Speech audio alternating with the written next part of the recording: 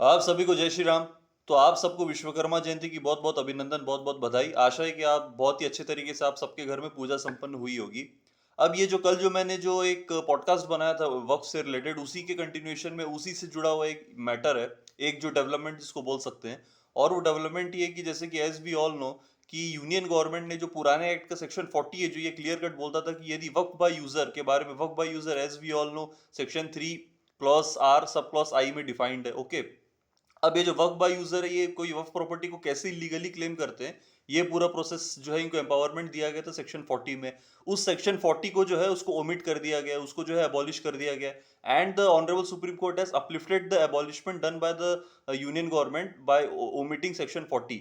ये आप सबको, ये इसमें रिसेंट डेवलपमेंट है। अब वैसे तो ये बहुत बड़ा डेवलपमेंट है। अब इसमें जितने भी लोग थे जो वक्फ के नाम पे वक्फ की दलाली करते थे, जो दलाल लोग थे, सब सड़क पे आ जाएंगे, सब सड़कों की खाक छानेंगे।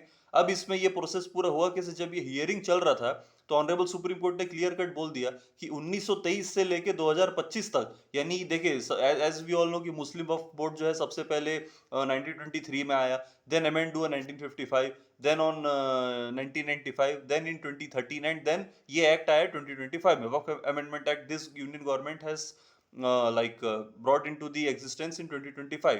तो सिंस 1923 टू 2025 पूरे 102 साल में जो ऑनरेबल सुप्रीम कोर्ट ने वक्फ की तरफ से जो काउंसिल थे उनको बोला कि पिछले 102 साल में आप लोगों ने किसी भी वक्फ प्रॉपर्टी का जो है आप लोग जो है रजिस्ट्रेशन करा नहीं पाए।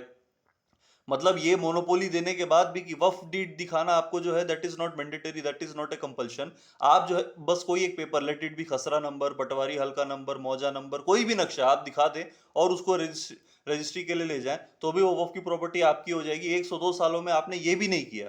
ठीक है, this is the thing. And as we all know, जो मैंने अपने पिछले वीडियो में भी रिपीट किया कि as per one of the RTI report, ये जो वफ की जो संपत्ति है, वफ बोर्ड जो है अक्रॉस इंडिया, पैन इंडिया, इन्होंने टोटल 40 लाख एकड़ पे इन्होंने पूरा अपना दावा ठोक रखा है, जिसमें से 90% जमीन जो है वो इन्होंने गवर्नमेंट प्रॉपर्टी पे दावा ठोक रखा है। एंड द सेम, इसमें से 90% प्रॉपर्टी इसी तरीके से क्लेम किया गया है वक्फ बाय यूजर। मतलब जस्ट बिकॉज वो उस प्रॉपर्टी यूज करना शुरू कर दिया उनके कुछ लोग, तो इन्होंने वहां पे झंडा गाड़ दिया और बोल दिया कि ये हमारी प्रॉपर्टी है। तो इस एक्ट को, ये प्रोविजन जो उनको ये करने के लिए एम्पावरमेंट जिससे उनको मिलता था, ये जो एक्ट है, ये जो प्रोविजन है, उसको जब यूनियन गवर्नमेंट ने उसको ओमिट किया, उसको एबॉलिश किया, उस एबॉलिशमेंट को ऑनरेबल सुप्रीम कोर्ट ने अपलिफ्ट कर दिया। मेरे ओपिनियन में सेंट्रल गवर्नमेंट की बहुत बड़ी जीत है। And I feel the basic intention, the basic motive of bringing this act, I feel कि समवेयर कहीं ना कहीं फुलफिल होता हुआ दिख रहा है। And up to some extent central government को इसमें सक्सेस मिल गया है, इसको अपलिफ्ट करने, इस एक्ट को लाने का कहीं ना कहीं उनको थोड़ा सा सक्सेस मिल गया है। आप सभी को जय श्री राम।